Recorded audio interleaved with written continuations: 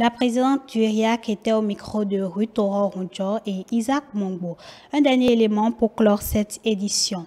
Lancement ce 25 octobre 2022 du projet Africa Digital Campus, un projet centré sur la formation universitaire à travers le numérique. C'est un programme financé par l'Agence française de développement en partenariat avec le ministère du numérique et de la digitalisation ainsi que le ministère de l'enseignement supérieur et de la recherche scientifique. Jeannot Dopéon, Prudence Koussouron.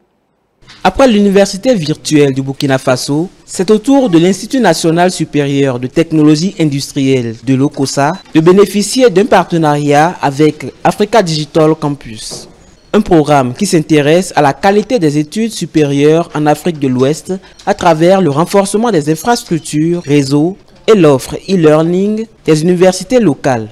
C'est un projet qui est né dans un contexte de la crise sanitaire.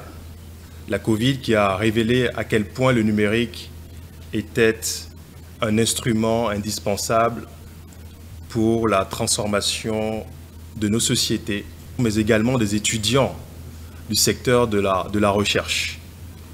Nous avons bien évidemment une composante qui est une composante infrastructurelle qui vient renforcer tous les efforts déjà consentis par le gouvernement béninois en permettant justement l'interconnexion du site de l'INSTI, de l'OCOSA, mais également des investissements en termes de mise en place de réseaux locaux.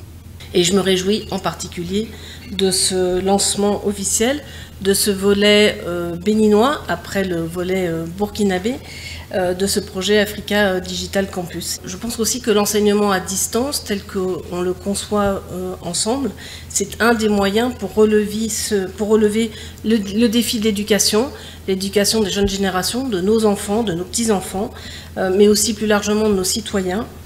Ce projet qui s'installe au Bénin réjouit la ministre de l'Enseignement supérieur et de la Recherche scientifique, ainsi que la ministre du Numérique et de la Digitalisation. Elle rassure toutes deux de la disponibilité du gouvernement à accompagner ce projet qui est avant tout de grand intérêt dans le domaine éducatif pour le pays. On pourrait dire, enfin, ouf, ADC est là, parce qu'il y a eu quand même beaucoup d'évolutions et ce qui est bien, c'est que nous avançons. En ce moment où nous allons accueillir ce bon projet, notre engagement est total de nous assurer de ce que tous les intrants sont au rendez-vous et que les différentes parties prenantes ont compris leur rôle, leur mission et vont les jouer convenablement très bien. Ce projet est plus qu'un pilote. Nous souhaitons que cela se pérennise, que cela devienne quelque chose qui peut se généraliser, dont on peut tirer des enseignements pour aller à l'échelle.